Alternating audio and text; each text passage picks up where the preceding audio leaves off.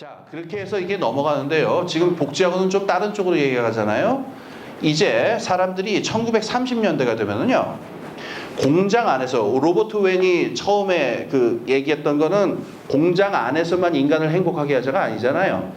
공장 밖에서도 인간들이 공동체를 만들고 유치원을 만들고 피아노를 배우면서 인간답게 살 수 있어야 한다는 생각이잖아요. 이게 1930년대로 넘어오면서 보편적 복지국가라는 이상으로 이제 발전하게 돼요. 그게 스웨덴에서 그게 나타난 건데, 이거는 공장하고는 전혀 상관없는 얘기를 제가 하겠습니다. 뭐냐면은 인구 감소 문제입니다. 30년대 1932년에 이제 스웨덴 사민당이 집권을 하는데, 한 4년 정도 경제 운영을 하면서 경제 위기는 대충 다 잡아요. 경제 위기는 아주 빠르게 회복이 되는데 36년쯤, 34년, 30년대 중반쯤 무슨 문제가 나타나냐면 스웨덴의 그 출산율이 너무 떨어지는 겁니다. 그러니까 출산율이 떨어져서 지금 뭐 우리나라 상황 이제 들어보시면 알겠지만 우리나라 상황이 너무 비슷한데, 출산율이 너무 떨어져서 이러다가 뭐 2010년에는 스웨덴 민족이 소멸한다 뭐 이런 얘기 나오고 그랬어요. 참고로 그 당시 스웨덴 인구는 한 700만 정도였었습니다. 그래서 이게 1936년 선거에서 제일 큰 쟁점이 되는데요. 인구 문제가. 여러분 생각하시기에 이게 우파 쟁점일 것 같아요? 좌파 쟁점일 것 같아요? 어느 쪽이 좋아할 쟁점 같아요? 이게 그 당시 상식에서는 어김없습니다. 이건 우파들의 호재입니다. 자, 이런 논리입니다. 우파들, 보수당 나와가지고 내 이럴 줄 알았어. 내 이럴 줄 알았어. 이 말이야, 산업 발전하니까 이 여자들이라 말이야. 여자들이 있어야 할 자리를 잊어버리고 말이야. 뭘 치마를 벌렁거리면서 뭐 공장을 나가네, 뭐 사무실을 나가네, 커리어 우먼을 하네. 내 이럴 줄 알았어. 뭐? 매니큐어? 매니큐어? 그러다가 지금 이꼴난 거 아니야? 이런 얘기예요.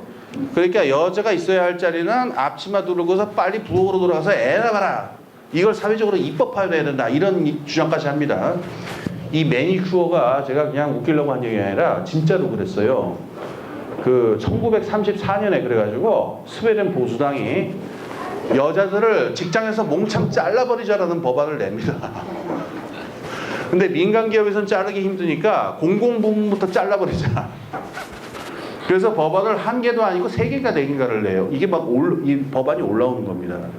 그러니까 스웨덴 우파는 이걸 쟁점 삼아가지고 사회를 이제 보수와 도덕의 불바람을 한번 불러서 한번 한큐 해보자 뭐 이런 생각을 한 겁니다. 이제 제가 왜 참고로 떠오른 건데, 이건 뭐 강의하고 전혀 상관없는 건데, 제가 지금 노골적인 선거운동을 하려고 건 아니고요. 그 지금 대선 후보 중에 한 명이 뭐 자꾸 뭐 아버지의 뭐 이걸 뭐 사과한다 어쩌고저쩌고 그러는데요. 제가 그 68년에 태어났는데 어렸을 때 기억이 좀 잘 나는 편이거든요. 그 유신의 한 축이었습니다. 지금 그 양반이 뭐가 있었냐면은 한마음 봉사단이라는 게 있었고, 이 아주머니 이분이 그 70년대 중반에 뭐 하고 다녔냐면은, 이게 어머니 돌아가신 다음에 그 자기가 유신의 어떤 그 정신적 도덕적 기초를 전 국민에 뿌리겠다라고 그래갖고 무슨 한마음 봉사단, 그 다음에 새마음 운동이라는 게 있었어요. 새마음 운동 아세요? 나이 드신 분들은 혹시 기억나세요? 새마음 운동이라고? 저는 똑똑히 기억나요. 그래가지고 텔레비 나와가지고 막 대담하면서 그 아주머니들한테 어떻게 살아야 하는지, 가족과는 무엇이고 인생과는 무엇인지 막 얘기를 했어요. 25살짜리 처녀가. 지금 생각하면 아찔한데, 그 대학 갓 졸업한 그 25살짜리가 뭘 알겠다고 그런 걸 했는지 모르겠는데 제가 똑똑히 기억이 납니다. 갑자기 이 소리 왜 하냐면은, 이 보수파들이 한번 뭐 가족 윤리라든가 뭐 이런 얘기 한번 막 이렇게 품잡고 하기 시작하면은요, 이 한이 없습니다. 막 정신없이 막 올라가는데, 30년대 스웨덴도 그런 판이었었습니다. 지금 인구가 줄어드는 게 분명하니까 자칫 잘못하면 이거 가지고 보수의 바람이 불어닥칠 기세였던 겁니다. 좌파는 어땠을까요? 이 인구가 줄어가는 문제에 대해서. 이게 좀 문제인데요. 좌파들은 전통적으로 이거 좋아합니다. 왜냐면은 인구 줄면 임금 올라가니까 노동자한테 좋은 거 아니냐. 그 아까 말한 그 19세기 경제학 그 사고방식에 쩔어가지고 인구가 줄어드는 거에 대해서 이건 우파 쟁점인데 우리가 왜 끼어드냐 해서 썰렁했었어요. 이게. 그런데 이게 이렇게 생각할 문제가 아니다라고 접근을 한 사람들이 있었는데 미르달 부부입니다. 이 참 희한한 부부인데 참 세상에 남편하고 부인이 다 노벨상을 받았습니다. 남편은 그 군나름 미르달 노벨 경제학상을 받았고 부인은 알바 미르달 노벨 평화상을 받은 사람들인데 참 별 부부가 다 있죠. 하여튼 그래서 이 부부가 1934년에 인구 문제의 위기라는 책을 내는데요. 여기서 전혀 다른 식으로 접근을 합니다. 지금 인구가 줄고 있는 이유는 여자들의 무슨 도덕, 무슨 보수적 도덕이 어쩌고 매니큐어가 어쩌고 이런 문제가 아니고 한마디로 정리하자면은 산업 기술은 너무나 발달을 했는데 사회 구조가 너무 후져가지고 여자들이 애 낳을 생각을 안 하고 있다는 얘기예요. 지금 우리나라랑 굉장히 비슷합니다.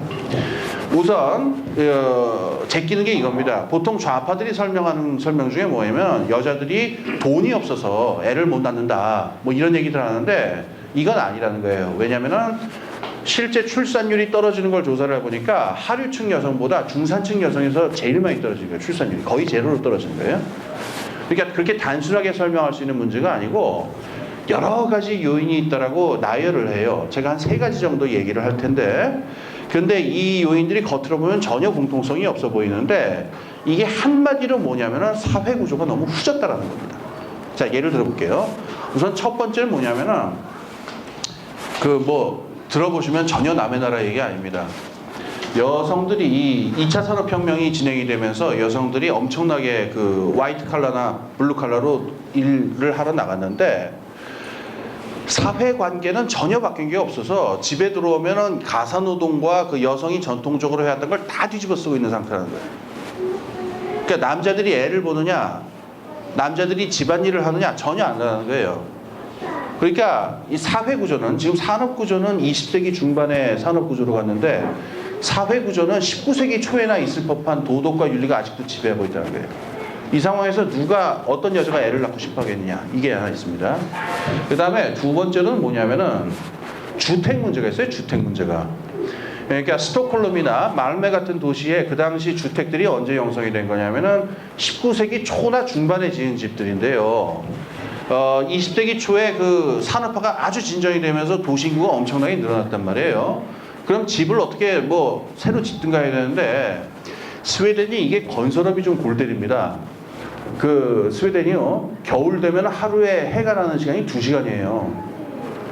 이게 요새야 무슨 불 켜놓고 건물 지을 수 있을지 모르겠는데 옛날엔 상상도 못 하잖아요. 그러니까 건설업 1년 중에 건설업을 할 수 있는 기간이 굉장히 짧아가지고 수익성이 아주 높은 종류의 건물 아니면은 잘 투자를 안 했었어요. 그러다 보니까 뭐가 계속 뒤처지느냐, 이 서민들이 살아갈 수 있는 하우징이 있잖아요, 주택. 이거는 지어봐야 무슨 큰 돈이 나겠어요? 중대형 아파트나 지어가지고 그냥 꽉 한 방 때려야, 이건 우리나라 얘기지만 그래야 돈 벌지. 그러니까 야 미쳤다고 서민 아파트냐? 야 우리는 50평짜리다. 이래서 이런 것만 짓다 보니까 노동자들이 살 수 있는 중산층과 노동자들이 살 수 있는 집이 없는 거예요. 계속 그 19세기 초 집에 살고 있는 거예요. 그래서 그 믿을 수 없는 숫자인데 그 당시에 스톡홀름에 있는 집 중에서 샤워실이 안에 있는 집이 몇 프로나 되느냐? 15%밖에 안 됐다고요. 그럼 나머지 85%는 어떻게 하느냐? 이태리 타월 들고 한 달에 한 번씩 공중탕 가는 거죠. 물론 이건 농담이고 이태리나 스웨덴은 이태리 타월이 없습니다. 이태리 사람들이 굉장히 억울해하는데 그것 때문에 왜 이태리 타월이냐 이러고. 그러니까 이 집들이 이런 상태라서 사람들이 어떻게 살고 있냐면은 그 조그만 방 안에 한 가족이 그냥 우글우글 하고 있는 거예요. 이 상태에서 애 낳고 싶겠어요? 애 낳아가지고 지금 사람들 누울 자리도 없는데 애 한 번 나오면은 애가 차지하는 공간이 엄청나죠. 기저귀 쌓아놔야지 뭐 해놔야지. 그러니까 애를 낳고 싶은 생각이 없는 거예요. 집이 후져가지고. 그 다음에 하나만 더 들면 이런 게 있어요. 인생관의 변화 이런 것도 있습니다. 조사해보니까. 이게 무슨 얘기냐? 저희 외할머니가 애를 며칠 낳으셨냐면 11명을 낳으셨고 저희 친할머니가 13명인가 이렇게 낳으셨어요. 중간에 많이 돌아가셨는데. 그러니까 애 낳아 기른 인생입니다. 우리 외할머니, 친할머니는. 근데 이거는 우리 어머니는 3명을 낳으셨고 저는 지금 애가 하나예요. 이게 뭐냐면 여성들의 인생관이 변화했다는 걸 뜻해요. 그러니까 정말로 여자의 인생은 애를 낳아서 잘 기르는 게 여자의 행복이다라고 생각하지 않는 한 일생 동안 13번씩 목숨을 걸고 애를 낳는 그런 일이 가능하지는 않다는 얘기가 그잖아요. 그러니까 그 할머니 세대에서는 인생관, 사고관, 가치관 자체가 애 낳아서 기르는 거다 이런 거였는데 이게 바뀌죠. 산업화가 되면은. 우리 어머니 세대 또 다르고 그 다음에 내 또래 세대가 또 다릅니다. 지금 스웨덴의 중산층 여성들은 이미 인생관 자체가 바뀐 상태라서 인생을 희생하면서까지 소 꼴을 먹여서 가면서까지 애를 기르고 싶어하는 여자는 없다 이런 거예요. 한마디로 이게 단일한 원인이 아닌데 이걸 묶어서 얘기하면은 사회가 바뀌었다는 얘기입니다. 그러니까 산업 구조가 완전히 바뀐 상태인데 사회 구조는 19세기 초랑 똑같이 남아있다는 거예요. 연락 후졌다는 겁니다. 그래서 애를 안 낳는다. 그러면 애를 안 낳다 보면 어떻게 되느냐? 망하는 거죠. 나라 망하는 거죠. 그죠? 인구 줄어서. 여기서 이제 그 미르달 부부가 굉장히 중요한 개념을 꺼내는데 예방적 사회정책이라는 개념을 꺼내요. 그러니까 사회정책을 사후적으로 하지 말고 예방적으로 하자는 거예요. 이게 무슨 얘기냐? 사회정책이라는 게 대부분 사후적으로 이루어져서 그 소 잃고 외양간 고치는 경우가 많습니다. 이를테면 어느 동네에 여성이 3명이 줄지어 길거리에서 성폭행을 당했다. 그럼 그 뒤에 또 CCTV 달고 별짓을 다 하잖아요. 그건 다 그 소 잃고 외양간 고치는 거죠. 끝났죠 벌써. 사람들 다 피해보고 그 CCTV 달면 뭐예요. 그죠? 근데 이렇게 생각해 보세요. 우리가 사회라고 하는 것이 실제로 존재하는 걸 인정한다면은 사회와 사람을 이런 상태로 몰아넣으면은 요런 흉측한 일이 생길 수밖에 없다라고 하는 걸 얼마든지 예측할 수 있잖아요. 그죠? 그럼 뻔히 그렇게 될 줄 알면서 왜 예방 조치를 안 하냐는 거예요. 꼭 사후적으로만 대처할 이유가 뭐가 있냐는 겁니다. 그래서 우리가 정말로 그 어느 지역에서 그 계속 성폭력이 나타나는 걸 막고 싶으면은 이를테면 이런 거잖아요. 재개발 지역 같은데 거기 험하고 우범 지역 돼가지고 자꾸 성범죄 벌어지는데 그 무슨 가로등 달고 CCTV 달고 이런 짓만 그 경찰 늘리고 이 생각만 하지 말고 그 지역에 커뮤니티 센터를 좀 확보해주고 그죠? 그 다음에 그 청소년들 갈 곳 없는 청소년들 모아서 악기라도 좀 칠 수 있는 그런 기회도 마련해주고 한마디로 그 동네 복지를 좀 늘려주면 어떻게 되면 범죄율은 떨어져요. 그 어느 쪽이 현명한 거냐는 거예요. 왜 사회정책을 꼭 사후적으로 해야 되느냐? 사회정책은 사전적, 예방적으로 하는 게 훨씬 더 현명하다는 겁니다. 지금 우리 스웨덴 사람들 숫자 줄어드는 게 눈에 빤히 보이는데 아무것도 안 하고 있다가 지금 우리 없어질 거냐? 그럼 우리 지금 뭔가 해야 되는데 그 해야 되는 정책이 그 예방적 사회정책이 뭐냐? 다른 말로 하자면은 사회 구조를 업데이트하자 이런 얘기죠. 더 후져지지 않게 빨리빨리 업데이트하자. 그래서 36년에 이 스웨덴 사민당이 무슨 정책을 갖고 나가냐면은 그 출산수당 정책을 들고 나가요. 그러니까 지금 아까 말한 대로 그 스웨덴 중산층 여성들이 애를 안 낳고 있는 건 단순한 돈 문제가 아니라 굉장히 복잡한 사회적인 구조 문제잖아요. 그러니까 출산수당 얼마 준다고 해결될 문제는 아니에요. 중장기적으로 여러 가지 방식을 바꿔야 되는데 예를 들어서 1960년대에 들어서 스웨덴 사민당이 무슨 정책을 하냐면은 남자들 육아휴가 1년 이상 이걸 의무화합니다. 아찔하죠 남자분들. 갑자기 얼굴들이 막 흑빛이는 그게 보이는데 그래서 유명한 포스터가 있어요. 스웨덴에 제일 유명한 그 프로레슬러가 있었는데 이따만한 사람이 있는데 그 사람이 이따만한 이두박근에다가 아기를 이렇게 올려서 젖병을 먹이는 그 포스터가 있어요. 그래서 아빠도 엄마 일을 해야 합니다. 이런 포스터, 67년에 나온 포스터. 이런 게 필요하겠죠, 중장기적으로는. 그렇죠. 사회 구조를 바꿔야 이 문제가 해결이 되지, 돈 갖고 해결되는 건 아니에요. 근데 어쩌겠어요. 급하면 급한 대로 우선 돈부터 좀 집어주면 큰 도움 되잖아요, 어머니들한테. 그러니까 36년에 선거 때 우선 급한 대로 출산수당을 지급하겠다. 이렇게 정책을 한 거예요. 근데 이런 정신에서 출산수당을 지급하니까 이게 부잣집 이건희 집 딸은 안 주고 가난한 집 딸만 주고 이럴 이유가 있어요 없어요? 다 줘야 되는 겁니다. 다. 사회 구조를 업데이트하는 거지. 부자들 돈을 뺏어서 뭐 가난한 사람을 돕고 시혜를 베푸고 이런 게 아니라는 겁니다. 사회 구조를 업데이트하는 거니까 이건희 딸이 됐던 뭐 누구 딸이 됐던 간에 이건 다 받아야 된다는 거예요. 그래서 인종을 넘어 인종은 없었겠죠. 뭐 종교가 있든 없든 나이가 몇이건 그다음에 성별도 아니겠죠. 성별 빼고 하여튼 무조건 다 주는 겁니다. 여기서 무조건 중에 되게 감동적인 게 들어가 있는데 미혼모도 줍니다. 그러니까 이게 지금은 뭐 어떨지 모르겠는데 30년대는 유럽도 굉장히 보수적이었어요. 그래서 미혼모가 뭐 이런 데 와가지고 이걸 받으러 온다 그러면은 야단만 시커 치고 어딜 이 환양령 같은 게 어딜 와서 이런 걸 받으려고 뭐 이랬을 겁니다. 그러지 않았다는 겁니다. 종교가 있고 없고를 떠나는 물론이고 미혼모들까지 다 똑같이 주는 이 복지 정책을 들고 나가서 선거에 이깁니다. 그래서 36년부터 보편적 복지의 출산 아동 수당 출산 수당 정책이 시작이 돼요. 이게 스웨덴에서 보편적 복지가 시작된 제일 첫 정책입니다. 보편적 복지.